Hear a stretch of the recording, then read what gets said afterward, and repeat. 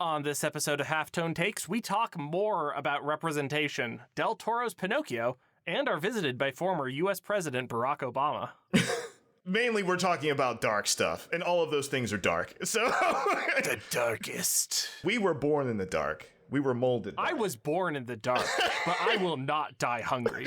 Video games forever.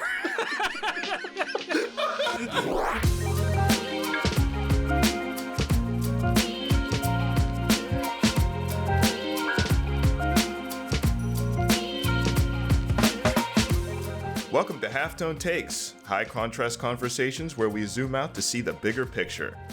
I am one half of the host. I am Corey Revis, aka Actually Dark for Real, and this is my other host. Hello, I'm Adam Bucheri, an undead favorite. Ah, okay. I see what's going on. Well, today we're going to talk about something a little controversial. And this might be one of the first times that we actually, me and Adam, as good of friends as we are, we're probably going to have pretty different views on this. Maybe. We'll see. It might not. It might not be the case. Yeah. But we're talking about The Bible 2, the hottest new sequel. For PlayStation 2. For PlayStation 2. No, we're not going to get into that. That would be like that. We might save that for somewhere else, but no, we're not going to do that. Historically speaking, we saved that for 4 a.m. in college. Oh, yeah. Yeah, sure.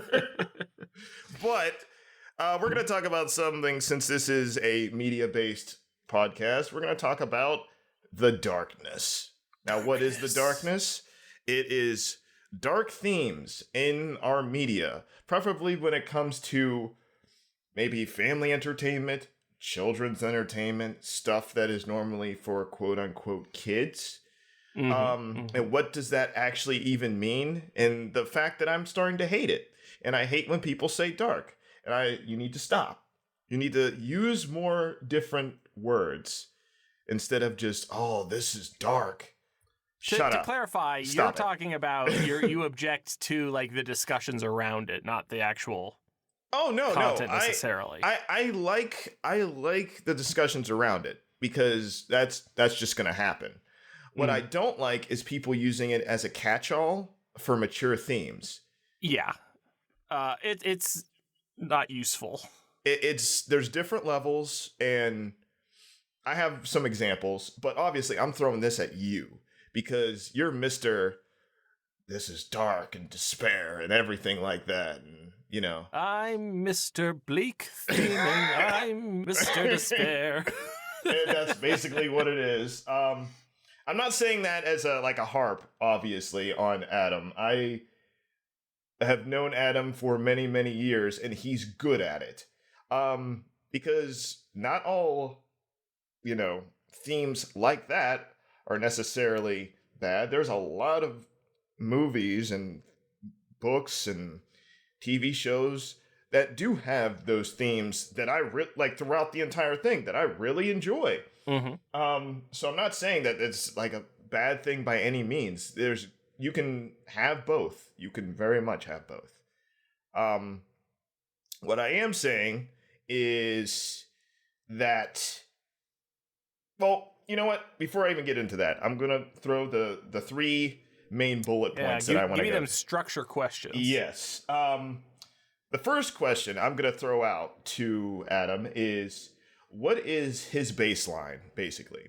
Where does he like to stick his nose in the most, or put his foot in, as I like to say? Where does he like to put his foot in the most when it comes to the themes that he likes to write about, draw about, or even think about? What does he enjoy? Where is his Goldilocks zone? Mm-hmm. The second question, and that's just a general question. The second is not necessarily a question, but who is doing what, or who is doing a good job at what you like in the industry right now? Sure. What do you think? Who do you think is doing it best, or who do you think is just not doing it best? Who do you think is like, I think overall, like for your aesthetic, basically. Yeah. And then I want to get your opinion, because we're going to go straight to a specific thing. I want to get your opinion on Pinocchio, the new stop motion Pinocchio movie that Yep. Directed by your boy and mine. Yes. Guillermo del Toro. Oh, baby. We're going to talk about that.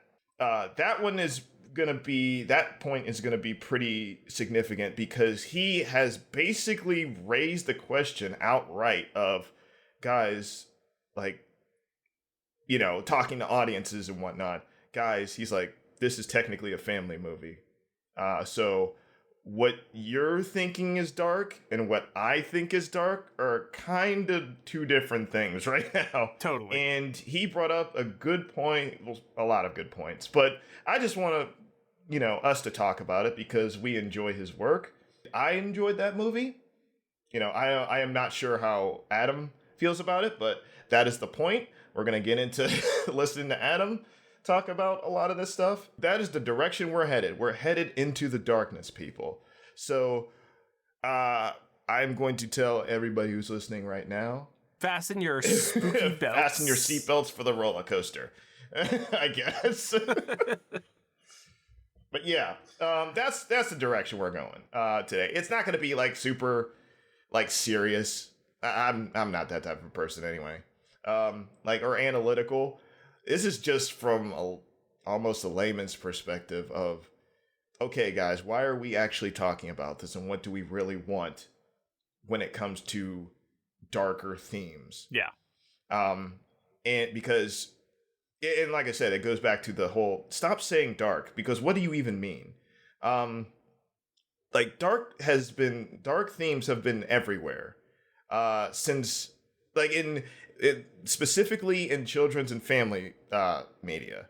I mean, if you go back to the original Disney stuff, and I'm talking like the 60s Disney stuff, it's like, geez, they actually died.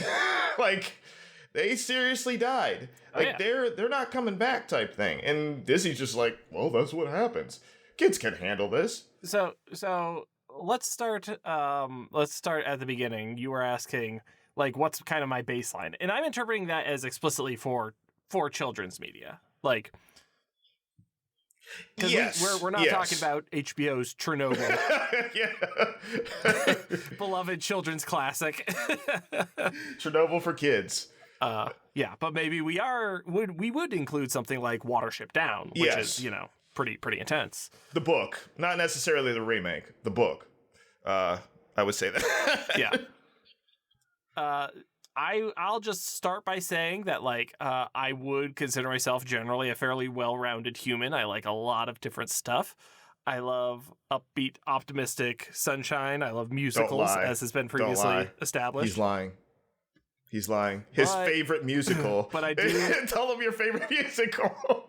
I can't. I don't have a favorite musical, but like, I certainly do. What did you tell me last time though, or when we were talking maybe off mic? Holy Musical Batman? No. You said I still really, and I was surprised when you told me this. I still really enjoy Sweeney Todd. I love Sweeney Todd. Sweeney Todd is great. So it's still in there. He's still in there, people. He's still in there. Oh, for sure. Let's be real. A Little Priest, hilarious song about cannibalism. Very funny song.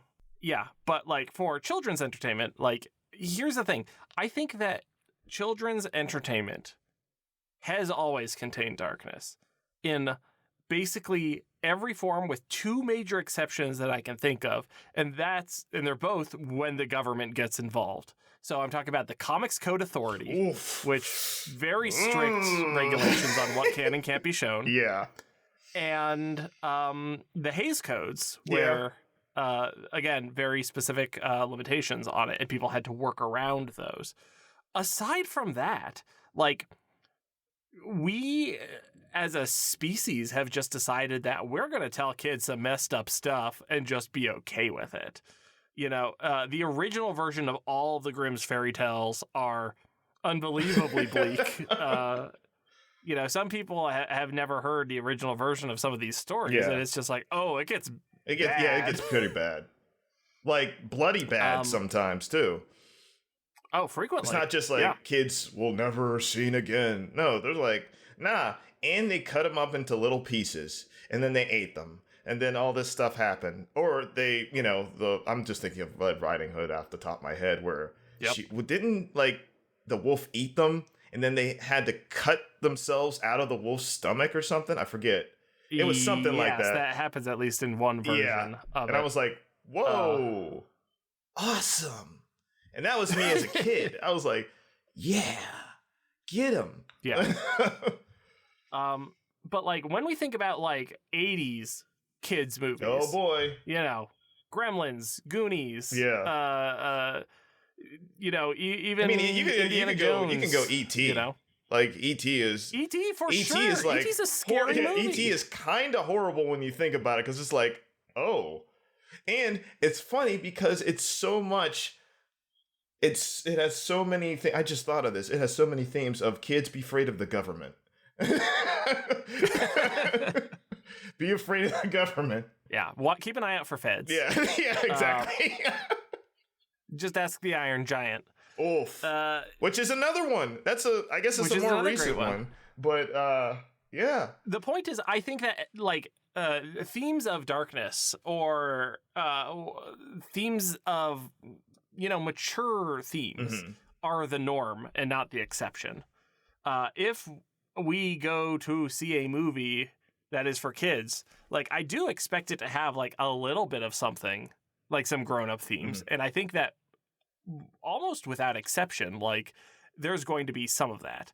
The difference that I think that you're seeing is like how it's marketed and how those part of the problem is just the whole definition and taxonomy of it, because like what is darkness? You kind of need to define it a little bit because it also gets lumped in with straight up horror or gets lumped in with bodily humor or even just cursing. Yeah. Or, it can mean a lot of things to a lot of different people. And sometimes you see something and it's just like trying to do some gross out humor. It's like, that's not darkness. That's just like trying to provoke a reaction from kids. In my opinion, I think a lot of people equate darkness with maturity. And I think that's the wrong way to go about it.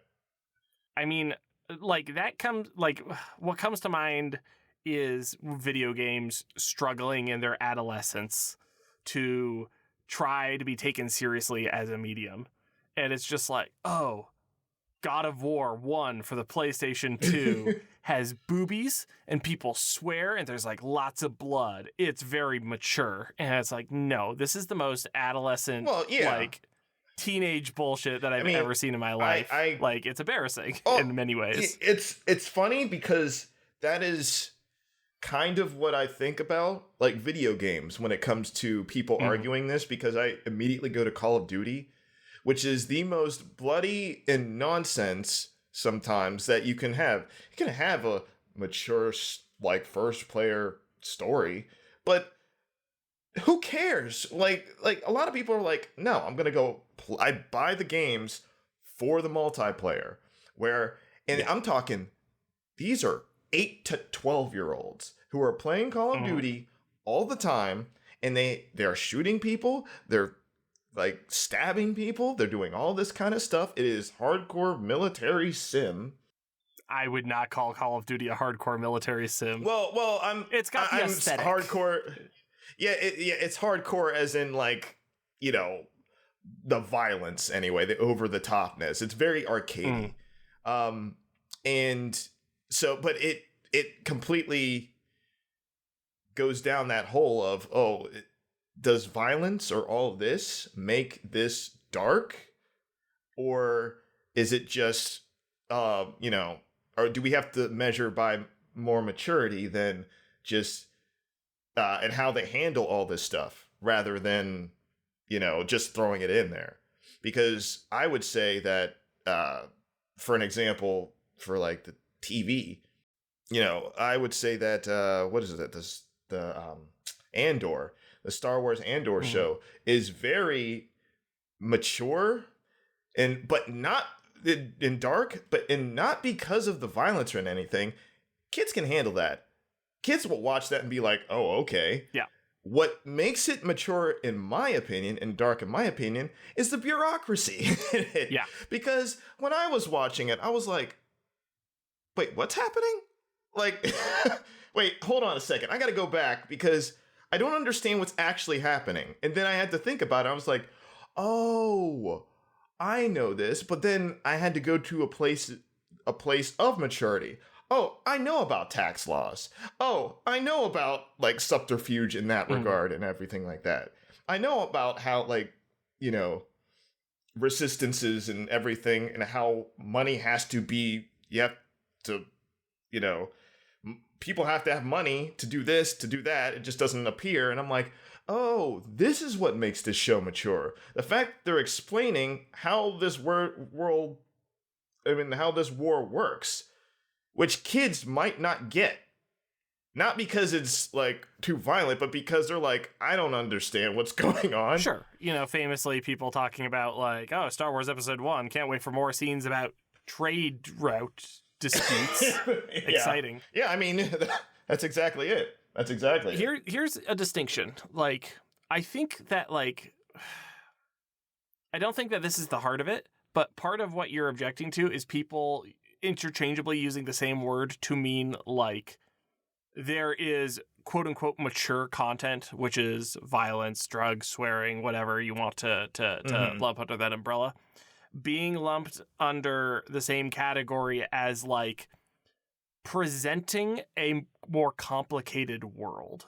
And we can, like, present a more complicated world to children. We don't have to have a world that's absolutely black and white, good guys and bad guys, love conquers all, everything is simple, do the right thing. Yeah. The world can be more complicated than that in our fiction. And I think there's a person who will round that down into just calling it, like, some kind of catch-all, maturity. That I don't think is necessarily useful for this discussion. I would not want Mortal Kombat and, I don't know, Disco Elysium to be talked about in the same breath because they're both adult works of fiction. It's like, one is about uppercutting someone so hard that their spine ejects, and the other one is about the compromises that we make with ourselves and how we can't live up to our own ambitions, but also how there's still time and you can change who you are if you want to be. And it's just like one of those is, mature, and the other one is simply graphic.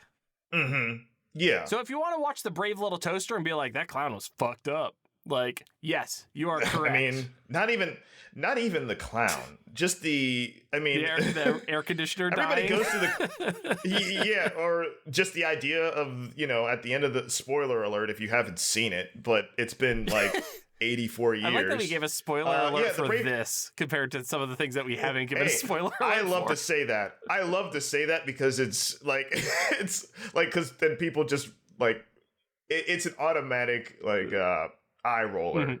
Why would you say spoiler alert? Because I want to, and you need to be. And I don't want to. Funny. It's for the yeah, bit. it's funny. Yeah, but Brave Little Toaster definitely sacrifices himself at the end to save his human owner and whatnot. Yeah, and it's kind of really traumatic because you don't. In my opinion, what I thought, and this was as a kid, I thought the toaster died. And you wouldn't see him anymore. Yep. I didn't think that the guy was going to be like, where am I going to find another toaster like this? And he fixes it. And I'm like, how do you fix that, man? How do you fix that? It's encased in metal. You don't fix that. But, and I was like, oh, it kind of cheapened the blow. As a kid, it cheapened the blow for me. But still, I still enjoy that. I mean, but that's the thing is we think that kids would... Well, let's go from this to what's the second question, because I think it kind of ties into what I'm about to say now is what are people expecting kids to react to or to enjoy or not enjoy when they're talking about like dark themes and whatever that kind of content. What do you think they can handle?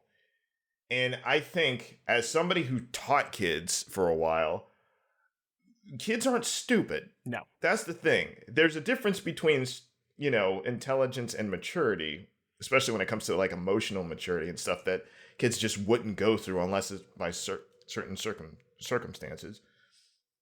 But most of the time, and I'm talking most of the time as in 99% of the time, kids aren't stupid. They're like, yeah, they can pick up things that adults can't, like real quick. Kids are the biggest bullshit detectors. They're very good at detecting sincerity. Oh yeah, extremely good. And so they're like, yeah, okay. So, but that just means that kids are very like, I think I've been told this, and I had some experience with this too, is children's theater is one of the toughest crowds you will ever have in your life. If you were a theater nerd or something like that. They don't put up with it. And they will tell you. They're like, nah. They'll be absolutely not into it if you suck. Oh, yeah. So... They're not going to be polite. Oh, no, they won't. I've had that. I've done puppets before. Puppet children's theater. Yeah, but at the same time, it's about understanding what they're watching, too. Because that's another thing that they can check out from. Like, they'll just be like, I don't know what's going on. Yeah. Going back to, like, the Star Wars, episode 1 thing. I remember when that came out, when we were young lads and whatnot, and I checked out. I remember. I'm like, I don't know what was going on. Just get to the fighting. Get to the pod racing, which was the coolest thing back then. I'll admit it. It was the cool thing. It was cool. I don't know if that holds up to me these days, but... Oh, it doesn't. But back in the day. It doesn't hold up. But yeah, it doesn't hold up. But back in the day, I was like, yeah, pod racing, let's go. So, but that just shows me, like, I understood enough. Like, and kids understand enough. So, that whole thing of, okay, going into, throwing the ball to you, of who do you think is doing a good job with handling these kinds of, situations? Who do you think is not doing a good job? We're going into the example, the general example part of the podcast. Sure. As a fun extra challenge, just because we do want to talk about Pinocchio, I will stay exclusively in the realm of stop motion animation for the next following examples. I do enjoy that. One of the best of the last, the modern era. Coraline. I was getting ready to say. I knew you were going to say that shit. You gotta say it. Coraline is probably still the GOAT in terms of that medium. It's basically like, hey children, here's your first Silent Hill. It's great. It is very creepy. It is very, but it takes it to that level of kids still like this and kids still can handle this. It wants to walk up to the line of horror. Like, it is, it is horror for kids. Like, it's not the scariest thing in the world, but, like, for kids, it can be pretty intense. Yeah. And, I think it succeeds really well. Not just because, like, I think it's a pretty darn good movie, but also because it's got a lot of heart and it's got, like, a perspective on things. And this is, like, really kind of a common theme with what makes a lot of this stuff work. Coraline is a movie about family and what we owe each other and what we're willing to do for each other. And so, there's darkness and there's scary stuff that's going on, but, like, Coraline is very clearly, like, a hero in this situation because she is facing these fears anyways, Damn good stuff. Who is doing it less well? I think that Wes Anderson's Fantastic Mr. Fox, I love that. Not a dark movie. Wes Anderson's Isle of Dogs. Much weirder movie. Ooh. Darker themes without like dwelling in the darkness, but it's trying to be like a mature and kind of adult. I don't think that movie works really well. Like and part of it is because it just feels unfocused and like it doesn't particularly have a perspective. But then also like when it does dabble into either let's call it a broader umbrella of maturity, which both includes, you know, some themes of darkness with like, you know, what the stakes of the movies are and you know, the persistent threat of violence against animals, combined with like a lot of politics stuff. Yeah. And it's not a kid's movie per se, but like it is skewing younger than a lot of Wes Anderson's other stuff does. It doesn't feel terribly approachable. It doesn't feel terribly relatable. So I don't think that's a very good example. That's actually really like a really interesting example you gave, because I didn't even think about that. But the more I think about it, the more I enjoyed that. But I don't think that was for me or aimed at me, but I enjoyed it more, if that makes any sense. So it's like, I guess marketability with that film was off, because it did have it's a cute movie about a boy and his dog. However, from what you said and, you know, from what I remember, it's like, whoa, this is like way beyond that. Like, you guys are talking about stuff that's like, I don't think kids are at this point in life yet. Yeah, like a lot. I would be surprised if the majority of kids, and again, kids are smart. Kids are invested. They are able to follow along, relate to this stuff. Yeah. I don't think that the plot is particularly relatable. Yeah. And even if they were able to follow it, I don't know how invested they would be with something like this. Yeah. And I completely can see that too. But that's surprisingly really good, because the more I think about it, what else is new? The more I'm like, Coraline is still good. Coraline is still like the best. Coraline is great. It's still the best. So good. It's tight. That's what I'm thinking about. It's tight. Everything in that movie has a purpose. It's tight. But it's not boring. When it meanders on purpose, for a reason, and everything like that. The more I think about it, I'm like, wow. No wonder everybody compares like the stop motion stuff to that movie. It always goes back to the first one. I think, and mind you, that's not the first one, obviously, but I think that all of Laika's movies are like, I don't love the scripts in them necessarily. They always feel like slightly off. Yeah. In a way. Yeah, you're sounding like me. Partially because they all turn into a 3-part fetch quest at the end, which is bizarre, but it keeps happening over and over. I mean, it's technically easy, so... I know. But I think Coraline is still probably my favorite of the Laika output. And I think that it's really successful in being like a children's movie and a horror movie. Like as an introduction to like horror media, like it's hard for me to think of something better for kids. If you want to get fun spooked, Coraline all the way. Yeah, it is definitely one of those things, and they do, and not only that, but this, because we're talking about like themes and storytelling here, but also the movie just looks really good. It looks amazing. and the style of the movie is very good. Like it takes itself seriously, but at the same time, you have a character like the cat who is just like, okay, I see what you're doing. I like it. I enjoy this. And I was like, all right. Tons of charisma, tons of personality, like just in like how strange and diverse the whole cast is. Even down to the music. Love the music. Shout out to Bruno Culaeus. Probably my favorite of his output. Yeah, he consistently kills it too, though. Like, yeah, does good work. Yeah. So, yeah, that's a recommendation for...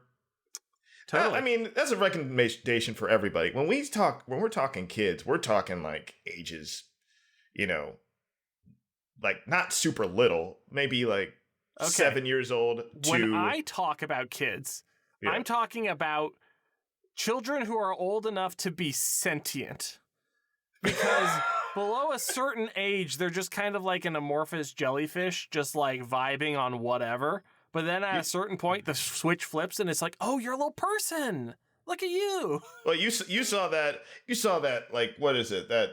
TikTok video or something where it's a 5-year-old who's playing like with the blocks, and then all of a sudden they just become like aware. Yeah, they're like, where are we? Where am I? What's going on? Wait a second. Existence. And then, and then there's like, you know, all kinds of other kids around them, and they're just like, yay, blocks. He's like, what are you doing? And then the teacher comes by, and it's like, okay, guys, it's time for a nap. What's a nap?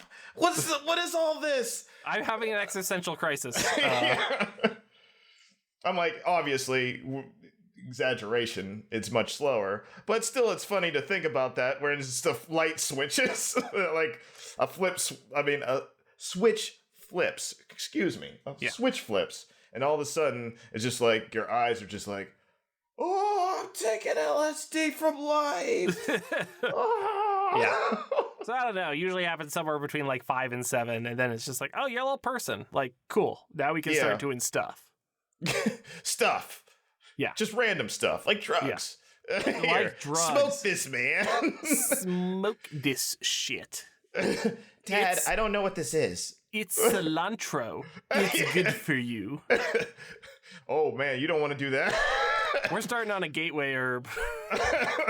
Oh, that's not even a gateway herb at this point. Like, some adults do that, and they're just, like, laying on the floor, like, in their own, like, saliva, just rolling around. Like, what the hell happened to you? My man got into the cilantros? No, it's maybe it's not cilantro. It's some type of, like, actual herb. Oh, I'm just doing a bit. I was just like, it'd be funny to smoke. That's real, dude. That's real, dude. That's whatever. Real. It's real, dude. Look, I can't deal with an adult human who chooses to smoke cilantro. I don't know what to tell you, man. And, hey, it's not stupid if you do it and it's like, oh, this is actually not bad. Actually, it is stupid. So, now that we got that out of the way. Anyways, right. I wanted to pivot to talking about Henry Selick's latest film, Wendell and Wild. Which I also watched the other day.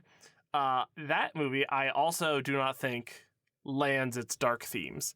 And again, I think that's due to it just being kind of a confused movie in general. It's unfocused, yeah. It's really a strange movie. So, I mean, this is a new movie, so I'll avoid going into spoilers. But, like, the rules of the world feel like they're built on quicksand. It's, like, more like, you know, oh, this is happening now? Cool. You know, people have complained about that with, like, Inception, where it's like, oh, the rules keep changing as you watch it. It feels like that, which is frustrating.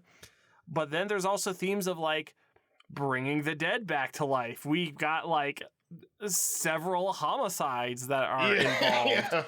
And it's all played off, like, real light and breezy. And some of the characters are you know, affected by it. You know, our main character is haunted by her past and by the deaths of her parents, which happens almost immediately. That's not a spoiler. Yeah. But I don't know if it necessarily lands the pathos and earns, like, it dresses its darkness up in bubblegum so it doesn't feel scary or... Well, what I would say, I know what you're talking about. I actually know exactly what you're talking about because I felt the same way. Now, mind you, I really enjoy that movie, but for different reasons. Not necessarily, I felt the story was, once it was all said and done, I thought about it and I was like, the story was okay because of that. I felt like it was less about the dress and more about the consequences. Because it, like you said, it didn't feel earned. A lot of that's like the stuff of, I'm like, it felt like it should have been more. Like there should have been an actual consequence, or at least emotional consequence to a lot of the stuff. A lot of the stuff should have had more of an emotional consequence, in my opinion. Because I know what they were going for. Like, it was just very, Part of it is that it's just very broad. Like, the villains feel like they're out of Rocky and Bullwinkle. Like, they're very... Not gonna lie, I enjoyed the villains, but because they're big and silly... Now, mind you, I don't know that if that was the intent, but I thought it was funny because they were so goofy. Like, it's not necessarily bad, but if you want, like, a villainous monologue of, like, you're evil, and then they go, yes, you're correct, we are! Like, I'm going to recommend Speed Racer over Wendell and Wild if you want that moment. I mean, like, yeah, they're two different films, but at the same time, you're not wrong. You are How do you want to be a real racer, Speed? He's not going to even finish the race. Oh, God. Oh, it's so good. I've been saying this for years. I will continue to slap anybody down and say, oh, I've been this way for... No, you have not. I had it on my flash drive, and I watched it all the time, and everybody was like, why are you watching that movie? I'm like, because it's awesome. It's the most delicious ham. The sweetest honey ham. It's so good. It's so good ham. Yeah, but so Wendell and Wild recently, like, really, like, I enjoy that movie in spite of itself. Like, it looks amazing, very charismatic performances, but, like, very uneven, and its tone feels really bizarre and kind of all over the place. Unlike the almost perfect tight wire act that was Guillermo del Toro's Pinocchio. Oh, man. It was, I mean, now mind you, he spent like 10 years on it, so let's throw, he put in the work. He's been wanting to make this for like years, and he adamantly says that all the time is, I wanted this, and they finally gave it to me, and then I was like, I put my foot in it, and I put my all into this, and he's like, this is my interpretation of my film, and all this kind of stuff, and I'm like, and then when I watched it, I was so surprised, but not surprised at all, because I was like, this feels like a Guillermo del Toro movie. Yeah. Like, it doesn't feel like he's just doing an adaptation. It feels like he actually made this up. It doesn't feel like it's a simple adaptation, and it doesn't feel like it's a director slumming it for a children's movie. This is so clearly a passion project for him. Yes. So many, like, this is what I'm gushing a little bit. This is the time to gush, but this is one of the reasons why Guillermo del Toro is one of my all-time favorite directors, for me personally, is because he knows how to make films. He knows how to make good stuff.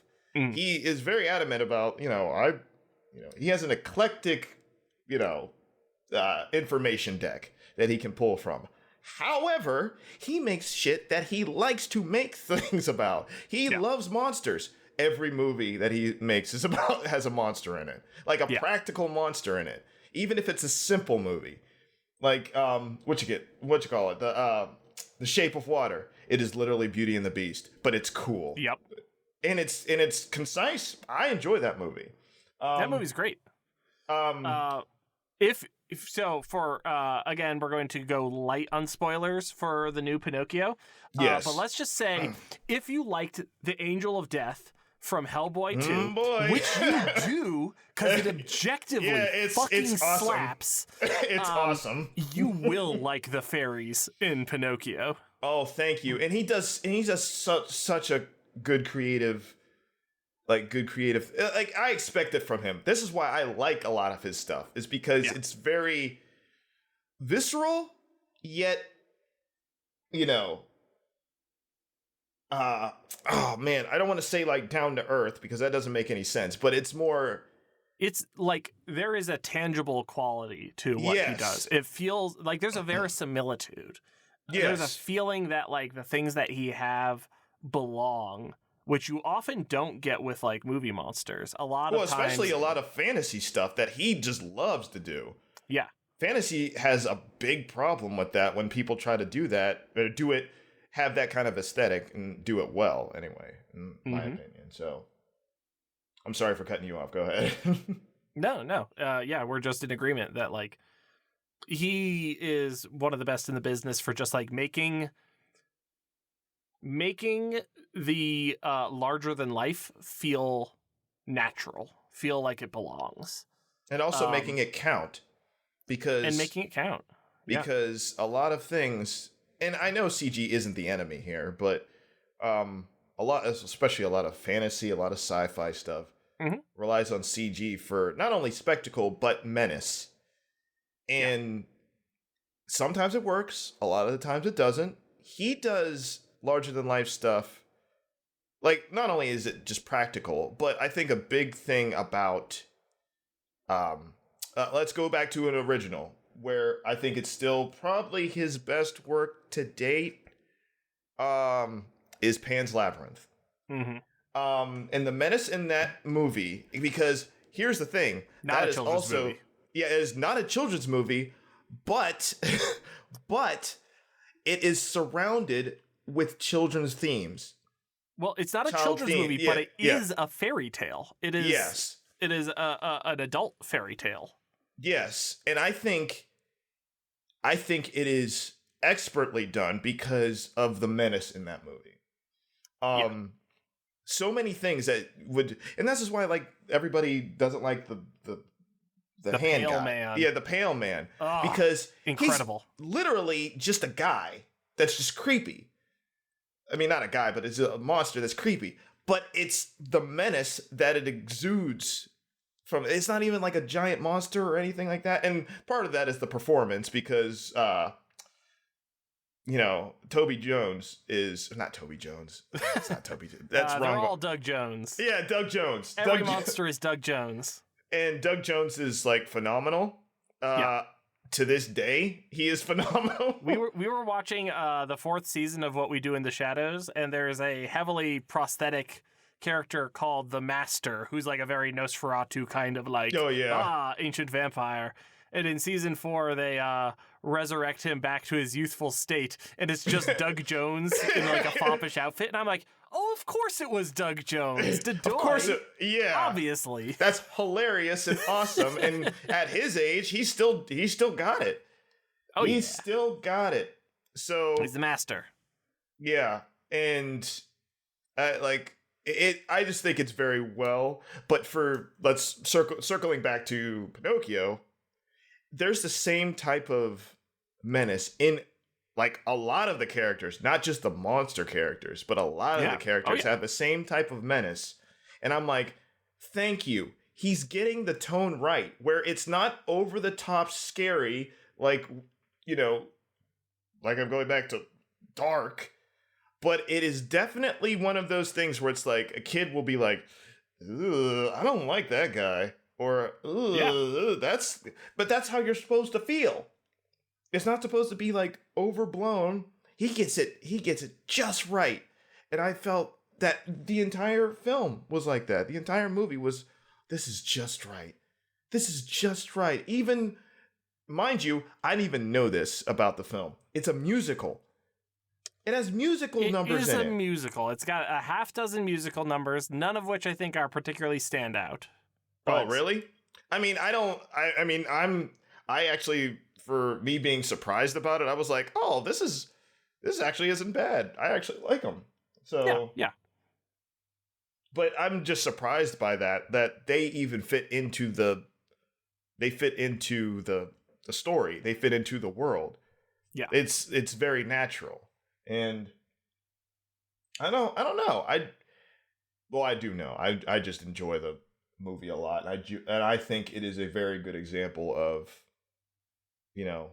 not talking down to kids because they don't need that, but at the same time being like, this is a little like, and I think going into what he was saying before, like an interview or something, Guillermo del Toro said, it's a family film. Watch it with your kids, and when things happen that they don't understand, talk to your kids about it. And like that's such a big thing in this whole discussion, is that like, I find one of the hollowest arguments of just like anything, your typical reactionary just being like, something is here that exists and I'm going to have to explain it to my kids. What am I going to say to them? And it's like, you explain things to your kids every single day. This is not any different, and it's not any more complicated. Yeah. I don't know what to tell you. If you want the world to just be simple and for them to be able to live in ignorance, like, that's a bad thing to want, and it's never going to work because the world is more complicated than that. All you have to do is say the world is. Yeah. You could leave it at that. The world is. The world is, whether you want it to or not, and it does not exist for your approval. I'm sorry, but I'm not sorry to you specifically, Adam. You were preaching, but I'm gonna say, I'm sorry, but whether you like it or not, your kids are gonna get a rude awakening. It's just a matter. Even if you tell them everything. They're still going to get surprises because that's what happens. This is what happens. Like, life does this. So it's just about you lessening the blow, basically. Yeah. Like, there's the difference between telling someone something and them understanding it. Mm-hmm. But also, you can just tell people things, and you can help them to understand, and you can guide them. You can start them on that path to understanding. Yeah. And yeah. So I think at this point I'm going to declare full spoilers for Guillermo del Toro's Pinocchio. Okay. So I didn't know we were even going there. Anyone in the audience who is sensitive to that, get the hell out of here. Maybe stop it now. Get out of here. Get the hell out of here. Get out of here. But yeah, I'd like to talk a little bit more specific. Thank you for listening. Godspeed. Get out of here. Tune in next week. Tune in next week for another one. This is my podcast. I declare a state of emergency. I declare spoilers. Okay, so getting back to Pinocchio. Start off easy spoilers. Like, first of all, the discussion of maturity and like mature themes and how it works in there. I think that Del Toro's Pinocchio is a very mature work. I think it is somber and reflective and honest, and it has heart, and it is about stuff. I mean, that's most of his films, but Correct. This is particular. He's kind of aiming this time. He's aiming at a more broader audience, and that is of note. And basically. I think that's true for all of his works. Like, dating back to his very first film, Kronos, like, that movie has a lot of heart for being ostensibly a kind of dumb vampire movie. Like, that movie is affecting and like really good. Like, what a debut.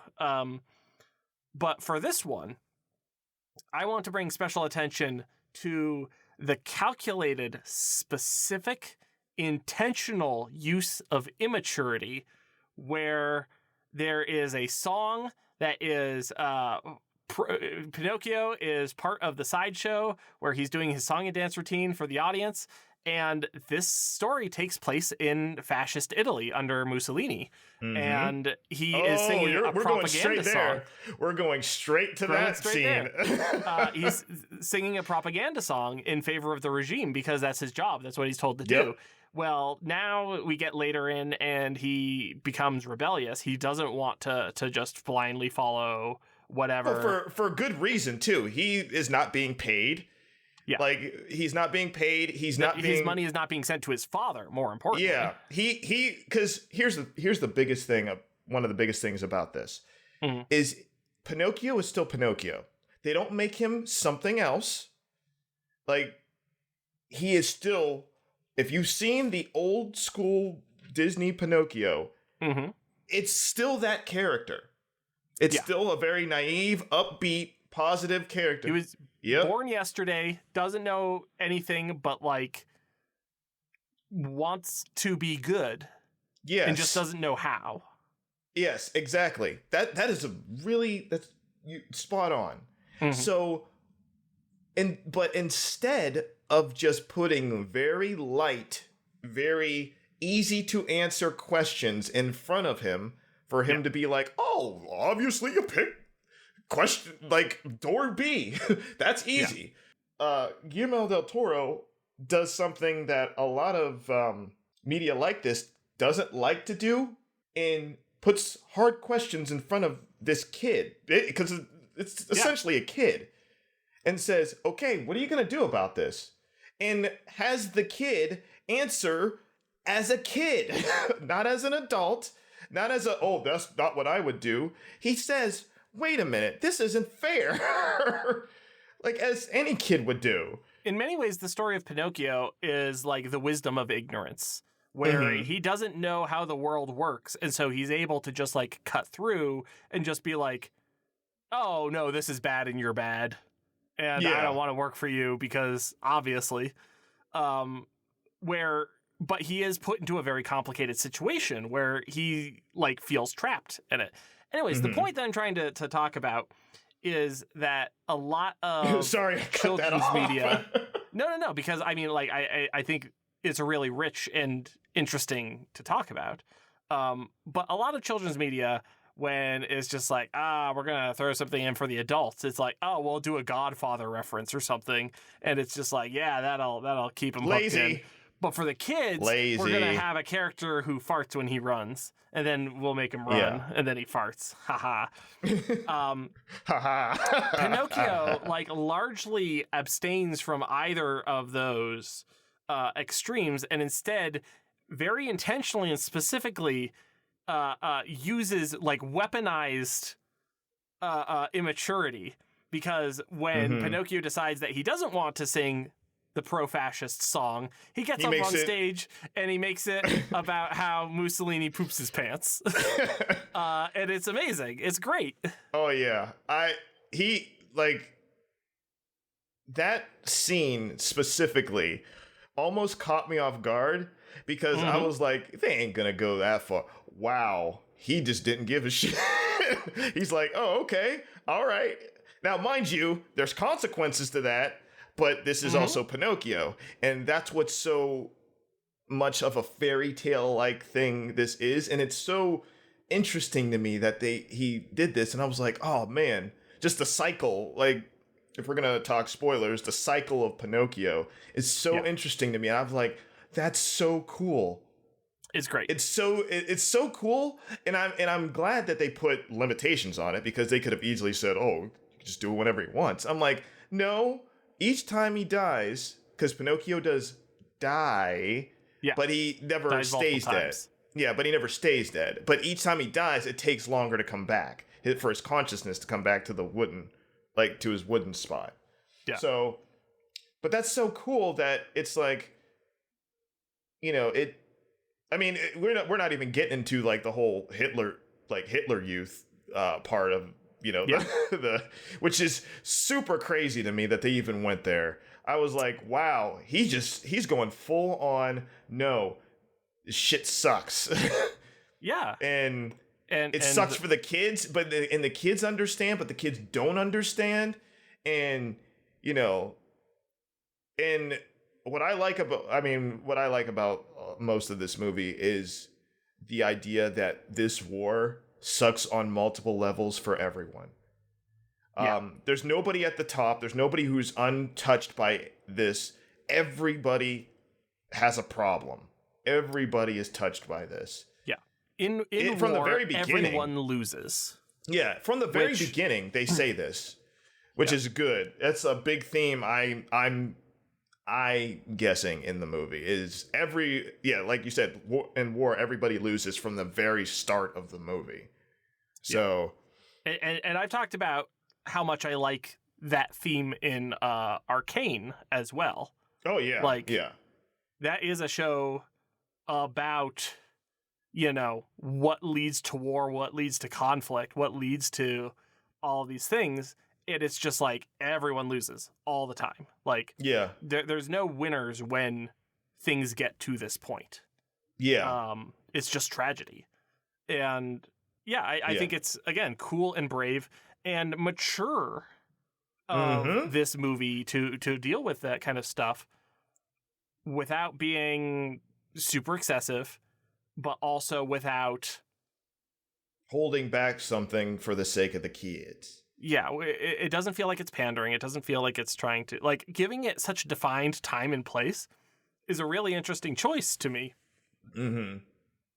Because, you know, the contrast is with the other Disney Pinocchio. It's the year of Pinocchio, folks. Pinocchio has never been hotter. I was going to make a joke about, like, you know, Pinocchio dies and comes back. And while I was watching the movie, I was just like, oh, he's a Souls protagonist. That's funny. And then I was like, oh my God, they're literally making this video game, Lies of P, coming out Q3 2023. It literally is. It's that. Literally. I didn't even think about that. I didn't even think about that, but that's hilarious. I know, right? It is the year of Pinocchio. It is the year of Pinocchio. That game looks fun as hell. I will play it. It does. It does look fun as hell. It does look fun as hell. But like it is. I think this movie is mature and dark in a way that like uses it effectively and to a point, and that's really a big part of what I need from media that is going to choose to do this, is that it needs to be done towards a purpose. If it's edgy for the sake of edginess, if it's dark for the sake of darkness, if it's showing suffering without a larger purpose, then that's a bummer to me, and I don't like it as much. Here's a minor detail. Again, we're past the spoiler wall of whatever. Guess what? We're also past the spoiler wall for Wendell and Wild. That's fine. There is one of the side characters is revealed fairly early on to be trans, but it's done really clumsily and ineffectively because like their transness never comes up. It's never really a part of their character.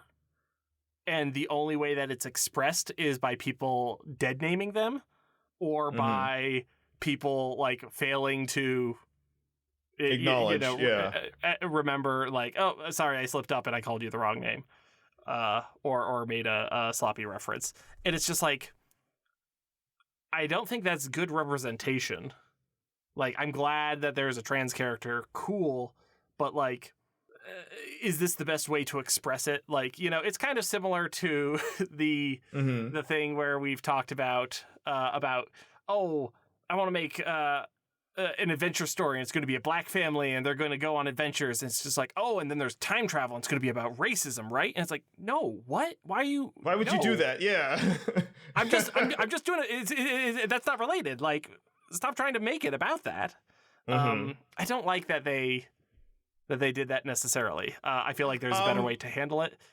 And it just also wasn't to a purpose. Yeah.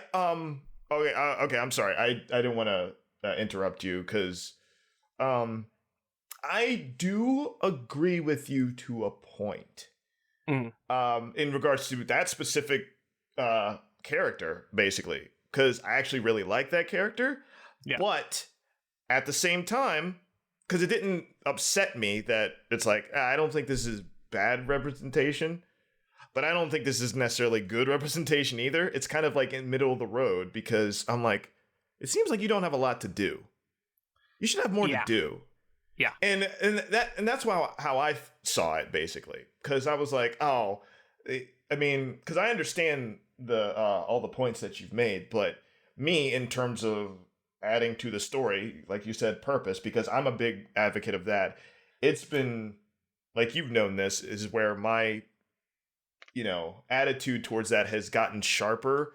And I think you started it when we became friends, is because you've always had that, but I didn't have that nearly as much, because I was like, nah, I'm just going to watch this because it's cool. And mind you, I still do that to this day, but it is a lot more sharper, where my tolerance is a lot lower in accordance to, not tolerance, but my attention span. That's a good way of putting it. My attention span is like, okay, what is in here to make me care?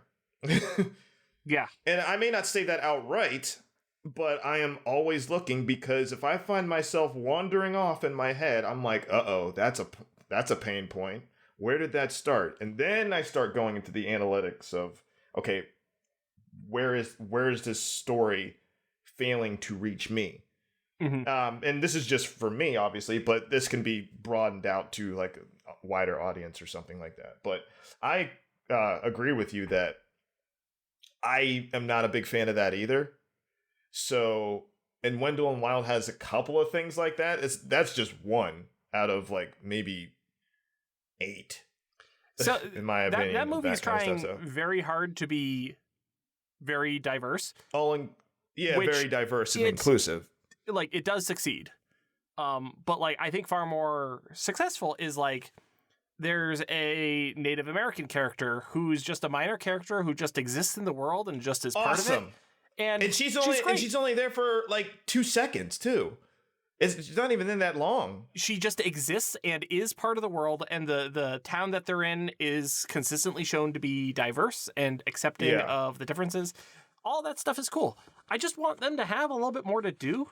Like, I feel similarly to in Paranorman, like there's the big hunky jock brother who's revealed as gay at the end, but it's just used as a punchline. Yeah. I don't like that it's just a punchline.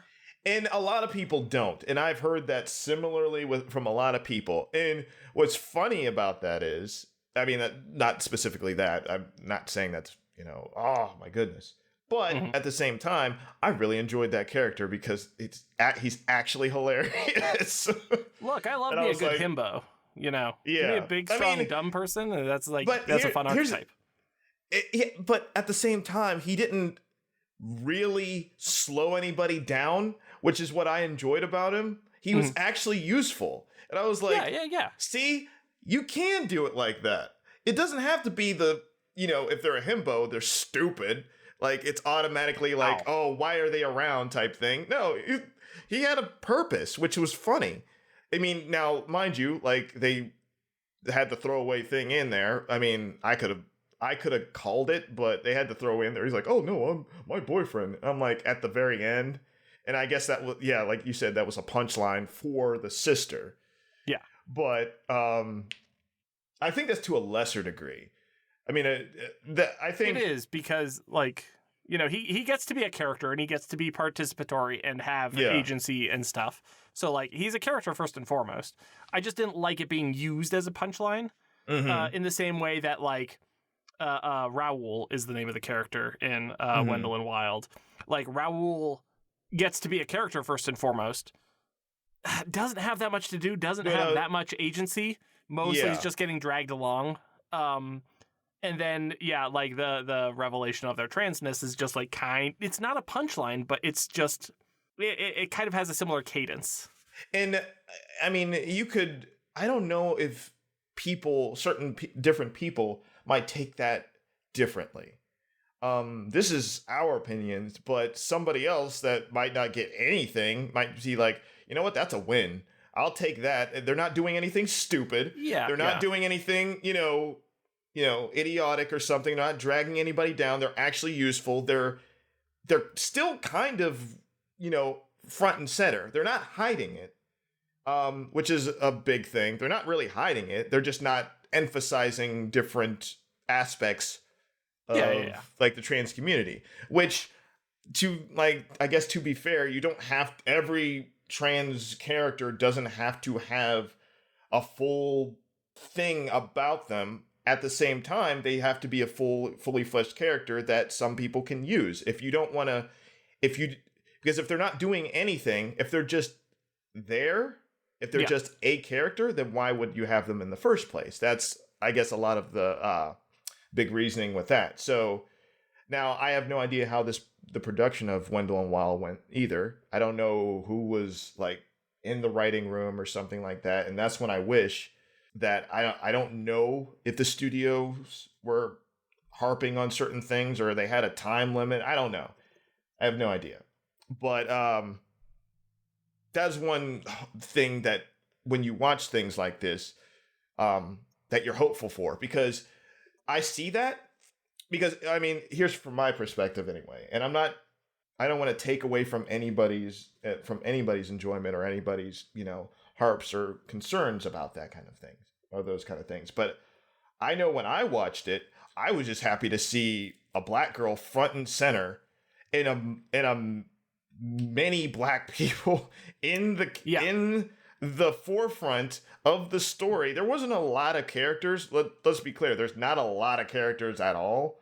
But Yeah. there's actually a black family. There's a black girl. She's the main character. There's an older black woman, and stuff like that. And there's like a mixed kid, who, like the blonde girl, who actually was like, wow, that impressed me that she actually had to turn around and was like, nah, mom and dad, you guys are actually nuts. And I was like, wow, who knew? An actual arc. I mean, she wasn't even evil in the first place. She was just like super ignorant. Yeah, I mean, that's like my objection to her character is just that she wasn't bad to begin with, so her face turn doesn't really do a whole lot. Like, she was always trying to be good. But I like the fact that she actually thought about it. I mean, yeah, it wasn't like a huge. You don't need a huge arc, but I like the fact that they acknowledge, like they gave this kid actually like a brain and said, yeah, this isn't right, mom, dad. So I'm gonna just be over here. Like, that's actually a pretty big thing, and I don't want to say it was like a huge, like a quick turn. I mean, it was pretty quick, but I kind of like that it didn't take like a huge amount of racking her brain. What do I do? What do I do? Well, I don't want to go. The story isn't about her, Yeah. So yeah, and that's the thing too. So the point is like that it's like I think that films are able to use all this stuff like very specifically and very intentionally to a greater purpose. And that's kind of what I'm always looking for. If I wanted to identify one thing that makes like quote unquote darkness or mature themes in children's media work, it's that larger purpose. It's having something higher that it's aspiring to rather than just including something for the sake of it. Yes. Which I don't think often happens in children's movies. I think that if you're going to have, I think immaturity and talking down to the audience is more common. It sells faster, unfortunately. Does it though? Like the salespeople say it does, but similar to the conventional wisdom of sex sells, I'm not sure if the data actually supports that.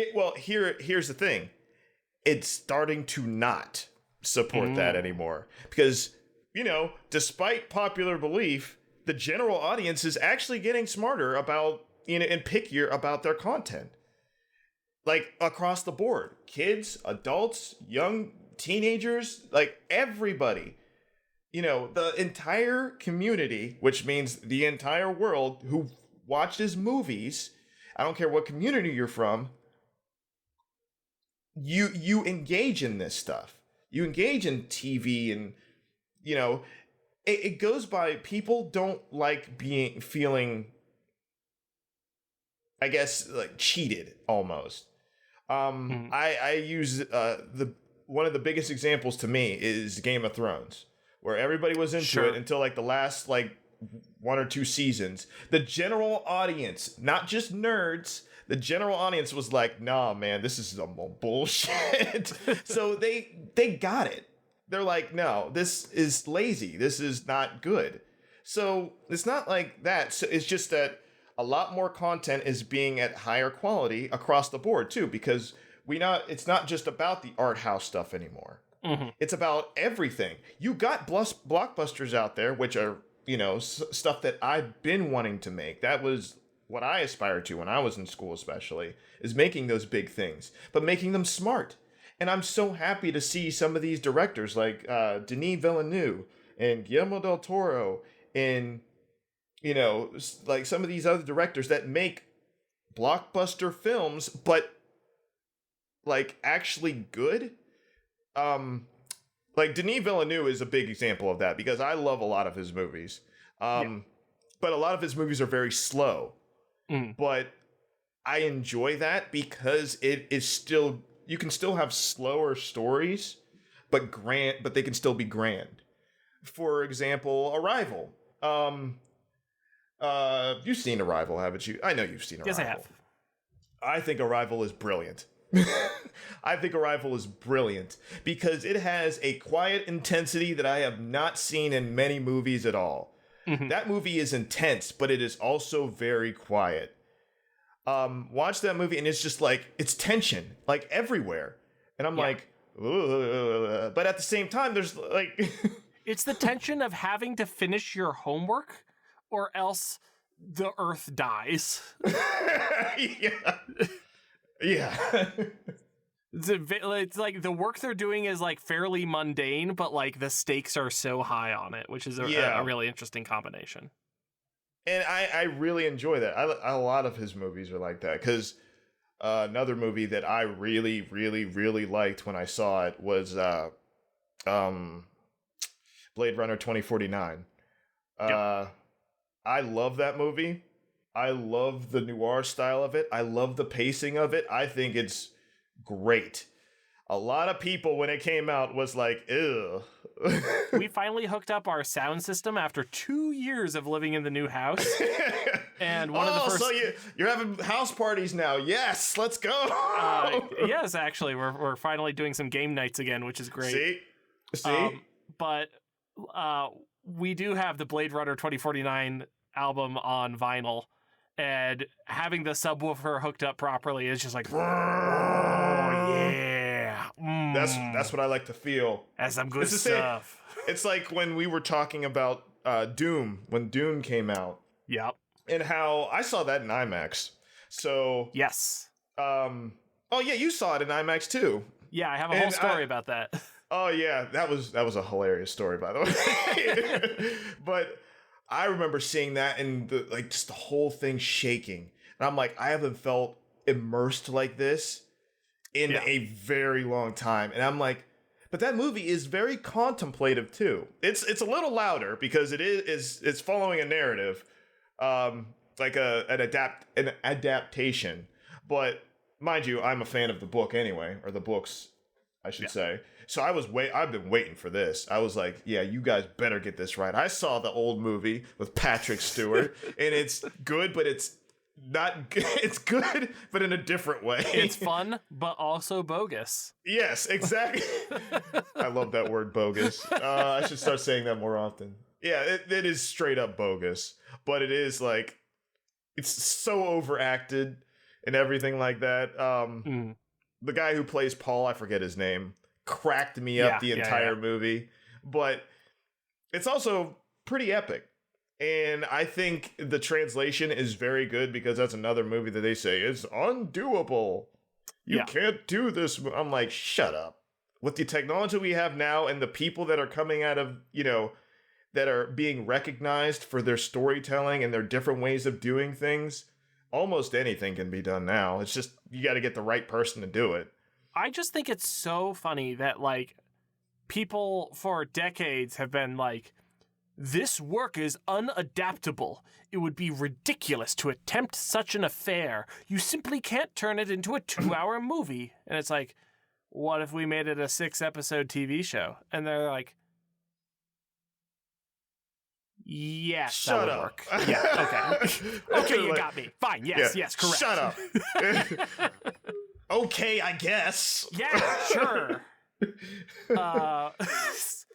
I guess that's with like The Last of Us. That's a big thing nowadays. Is everybody's I'm sure it's fine, but like I've already played the video game. Exactly. Well, that's what I was about to say.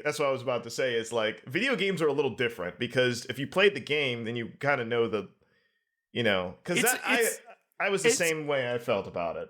It's very similar to the Disney live action remakes.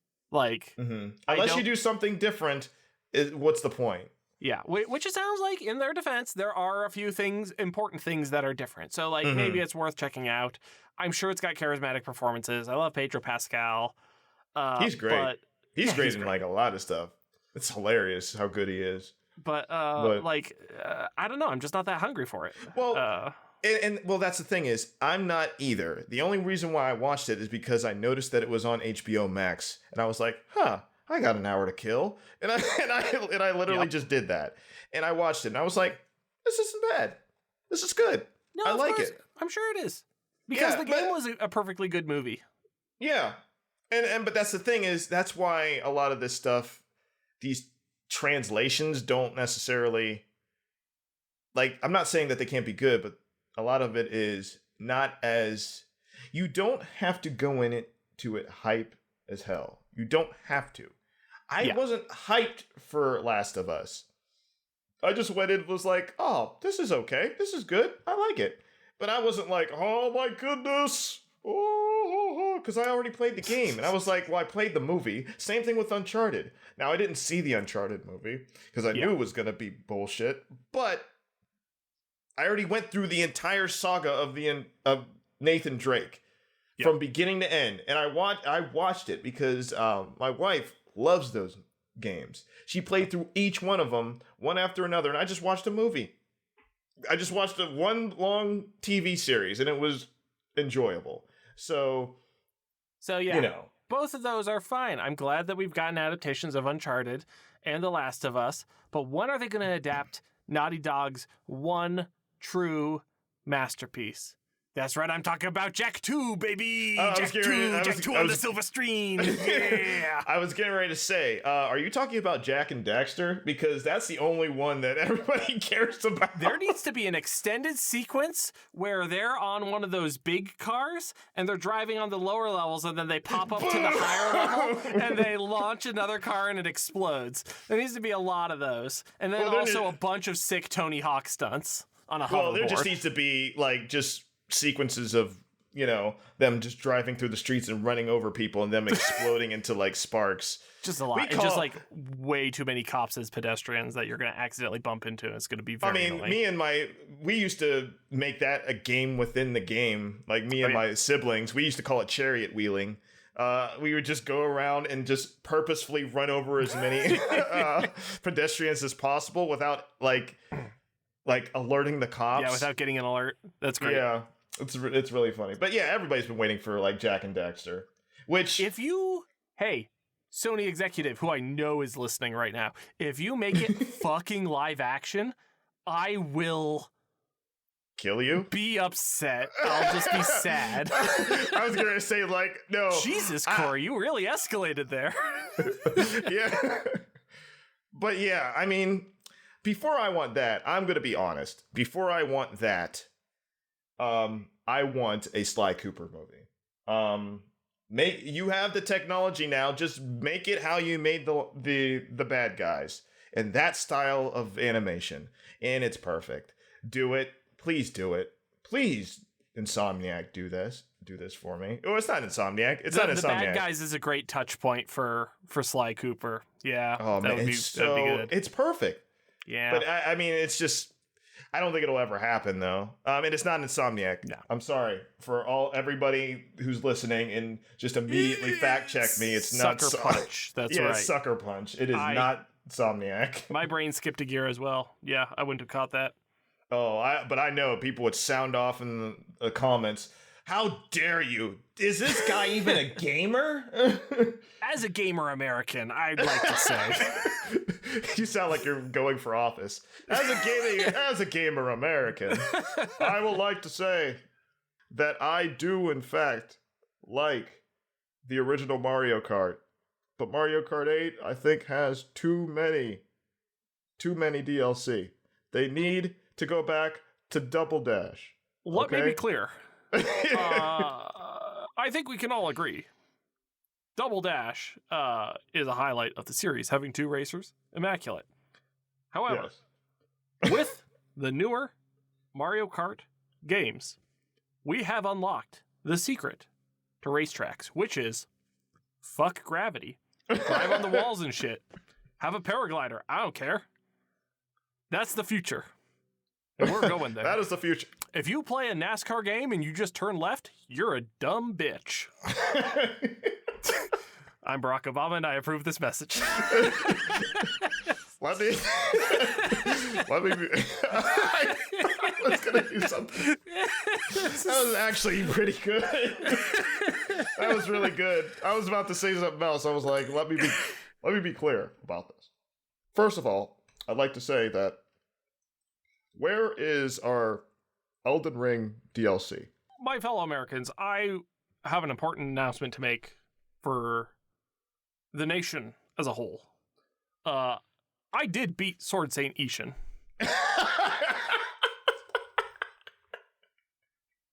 It wasn't worth it. And scene.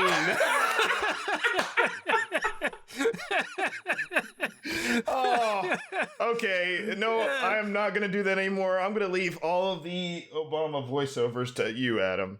That is really funny. I think you've got a better impression. Oh, no. Yeah, but you had the lines, though, so we just got to put it together. We just got to put it together, and we create magic. But that was really funny.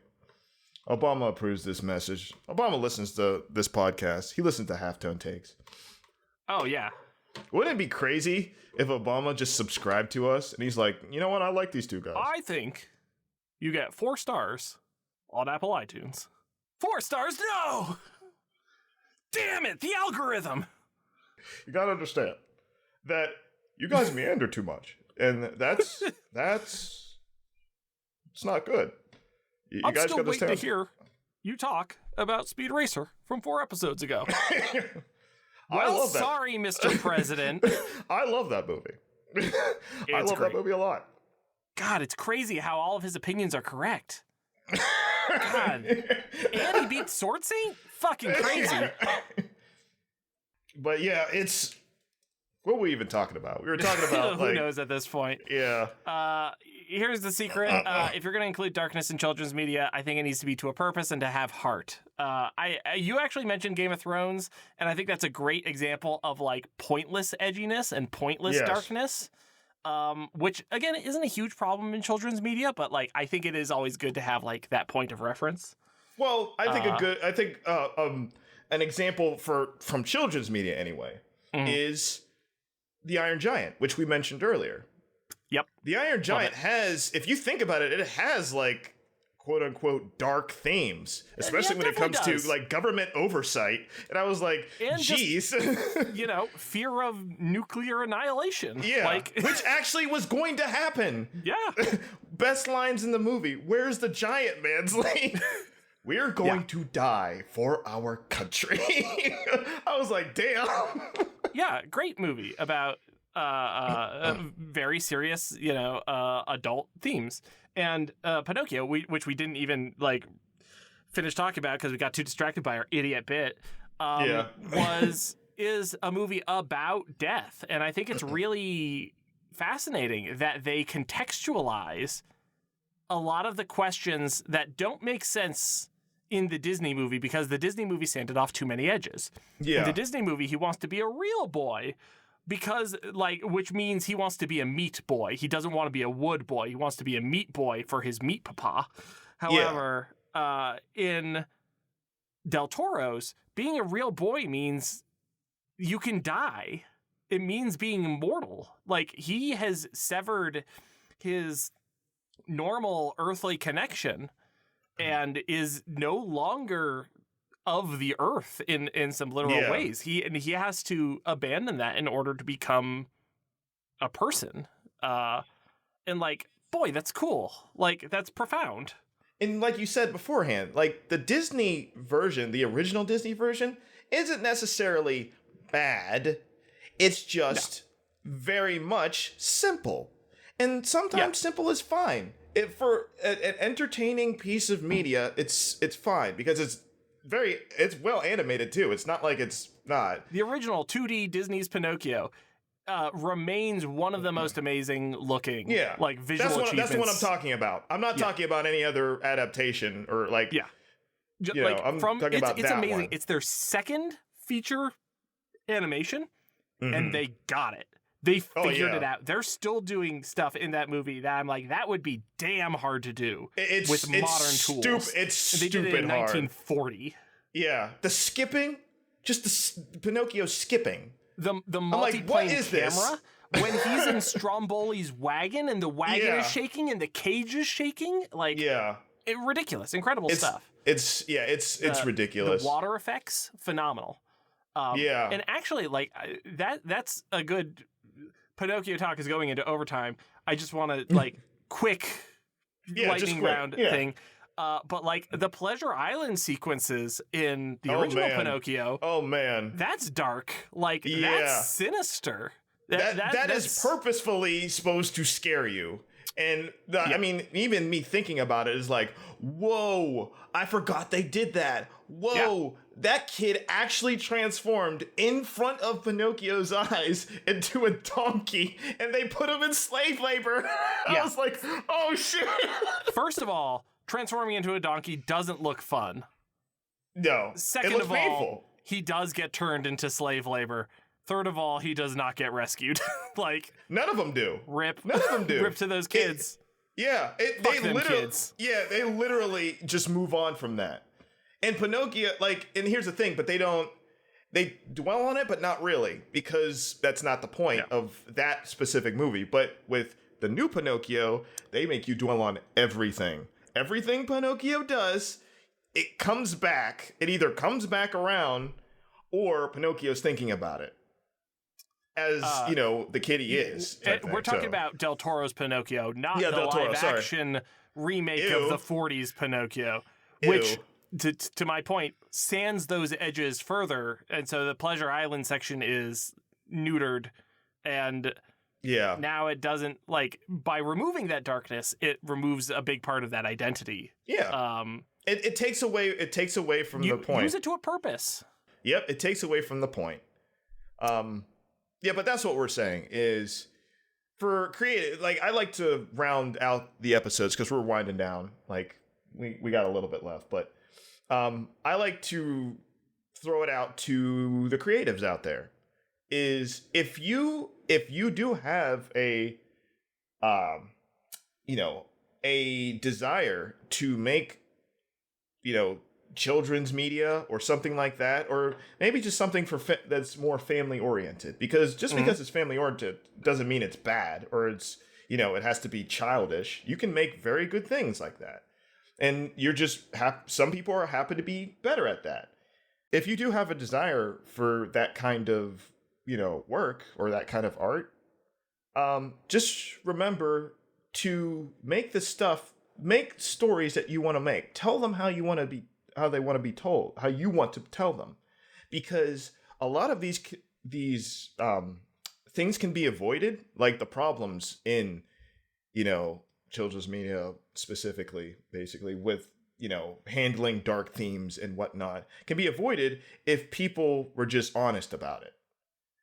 Del Toro is honest about a lot of things, and that's why he's not even, it doesn't seem like he's even trying half the time to tell the story he wants to tell, because he knows what he wants to tell.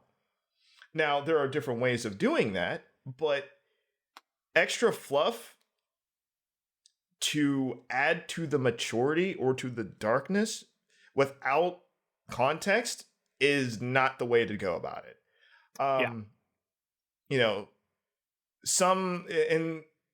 It's hard to do that, but at the same time, I will continuously say, make what you want to make how you want to make it. It is very tempting to say, oh man, I gotta add some cussing in here to make it like more gritty. I mean, this is honestly a thing. I've talked to people that are like, I gotta add this. I gotta, like, in order for these two people to exude love, I have to have some type of sex scene. I have to have some type of this. They have to be shown in bed, like naked together or something like that. Or for the audience to be clear that they are in love type thing. And I'm like, okay. He's like, this is a war film. You have to have all this gratuitous, like, head exploding violence. You have to have it. Does it serve a purpose to the story? Not really, but I have to have an extended war scene. I have to show you how bad this stuff is and everything. I'm like, all right. Chill out a little bit. Like, all of that, like, it needs to be working towards a greater purpose. Yes. Like, if you're going to have a scene like that, if you're going to be Saving Private Ryan, like, you need to have scenes like, the very slow knife stab, and then show the other characters. It's so brutal. But then you also need to show characters who are just like not able to handle it. You know, you have to show the damage that it does, not just to the people who violence is done to, but like how acts of violence hurt those who commit violence, and how just being around this ambiently damages like people. Like, you know, you don't have to do all of those things specifically, but just like have a point, have a purpose, have it work towards something. And also, I do want to be clear that this is not either of us saying that, you know, prestige media, highbrow media is the only way to go. As said before, I'm a fan of dumb idiot bullshit. We all are. We all are. I don't even care if you are the most highest brown reviewer ever. You like something stupid. You just don't say it. If you do not like some kind of trash, you should go and find the trash that suits you, because there is some trash out there that is going to be exquisite. That is going to be, you know, I'm talking about like strategic use of immaturity in Pinocchio, and how like smart I found that. I was just like, this is a song about poop that I think is like really like cleverly done, well inserted, serves a larger purpose. Yeah, like, it serves the purpose. It's really good. It's a really like, it's a fun, goofy scene that like is more than the sum of its parts. And it's in context of the character. The character, you know, would do something like that, would make something like that up. It's not like an out of the blue type thing where he's like, this character doesn't feel like this made it up. It just feels like it was thrown in for a, you know, musical sequence. Yeah. But it feels like the character would actually do something like that despite what was going on. Yeah. Like, that stuff is great. I also love the intentional, deliberate use of immaturity in Sam Raimi movies, where it's just like, hey, I don't know how to break this to you, but we do need a blood geyser right here, and it's gonna be nasty. It's gonna get in your mouth. Oh man, I'm immediately thinking of other Sam Raimi stuff like Spider-Man. Pizza time. Pizza time. Like, that stuff is very fun. I'm talking about like Evil Dead and Drag Me to Hell. Like, Drag Me to Hell is dumb in a way that I love. Like, that is. I mean, a lot of people. To be fair, a lot of people love that movie. A lot of people love that movie because it's fun. Yeah. Well, it's the same thing with Happy Death Day, if you've ever seen that. I have seen that. Happy Death Day is kind of hilarious. It punched above its weight class. For sure. But like, again, like anyone can do anything. Art can encompass, you know, there's the thing about like, oh, you can't joke about this. No, you can joke about anything under the sun. You got to be smart about it. You have to be smart about it. You have to be smart about it, and you have to be funny. Yeah. It's the same with movies. You can do anything that you want. If you want to make a bleak, sad show about the horrors of war and the ramifications of genocide, Adam's gonna watch it for children. Make Avatar: The Last Airbender, and it's fucking good. Oof. Oh man. See, he just went there. Got him. He just went there. Got him. Yep. And that show is great. that show is great. And that show is for children. Yep. And you know, you can do it. You can get away with virtually anything. You know, Steven Universe has a several episode arc about the concept of consent. And I talk about that constantly, about how impressed I am. Like, the writers were on the ball with Steven Universe. Like, well, I should say definitely later on in the series. They just like were, what are you guys doing? Where are you guys coming from? Like, HBO writers or something? How are you guys so complex with all this stuff? And you're writing it for kids. This stuff is written for kids, but here's the thing. They know what they were wanting to write and say, so it appealed to a broader audience, even if they were aiming at, you know, the specific audience. And that's usually what happens when you write good shit. When you make good stuff, but you got to make what you want. You can't, and that's the thing. And that's why I go back to, really quick, Guillermo del Toro is the GOAT, because he made the robot movie, which is awesome, and it appealed to a huge range of people. What the fuck is the robot movie? The Pacific Rim. Oh, yeah, of course. Sorry, yeah, giant robot. Giant God, robot I love movie. Pacific Rim. What a dumb Pacific movie. Rim, but it was him.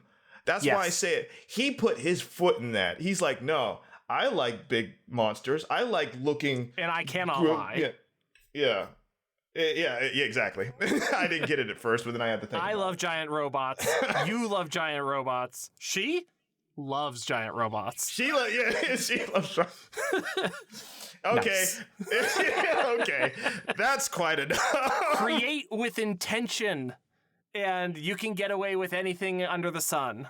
And people will let you. People will be like, yeah, I'll give you money for making good stuff like that. It's slowly happening. It's slowly happening. We're in a golden age of most media. Like, we really are. It took a little bit, but we're back in the swing of things. And there's stuff pumping out. So, anyway, if you have any questions or comments or constipation, if you have any suggestions for a topic for an episode, send us an email at halftonetakes@gmail.com. If you enjoyed listening to this, please give us a rating and review on iTunes, Podcast Addict, or wherever this ends up, because it'll end up on a lot of stuff eventually. I'm going to take it out first this time. I am Corey Revis. I am Corey Revis, an illustrator and comic creator. You can find me on Instagram at EARTHUR_1. So that's Earther1. And that is currently where I am right now. Just that. So how about you, buddy? Thanks, buddy. I have been Adam Bucherri. I am an animator and game designer. You can find my tabletop games at boocherry.itch.io. That is boo like ghost, cherry like fruit. Nice. And yeah, so if you guys don't know, Adam has a tabletop thing going on.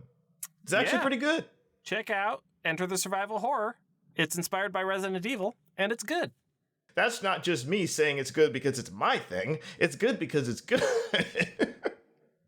I think so. I try to make stuff that I like. But that's good, because then you find like-minded people that are like, oh, I didn't even know this thing existed.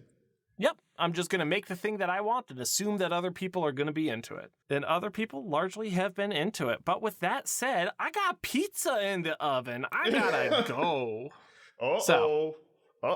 And I'm hungry too. So I need to find something in the fridge to eat. Maybe I'll eat some pickles. Pickles sound good. Yo, I had made some banh mi the other day. Get some pickled vegetables on a sandwich. Ooh. That's what's up. Now you're making me hungry, so it's time to go. All right, buddy. It was a good talk. Yeah. I'll catch you later. Always happy to chat with you.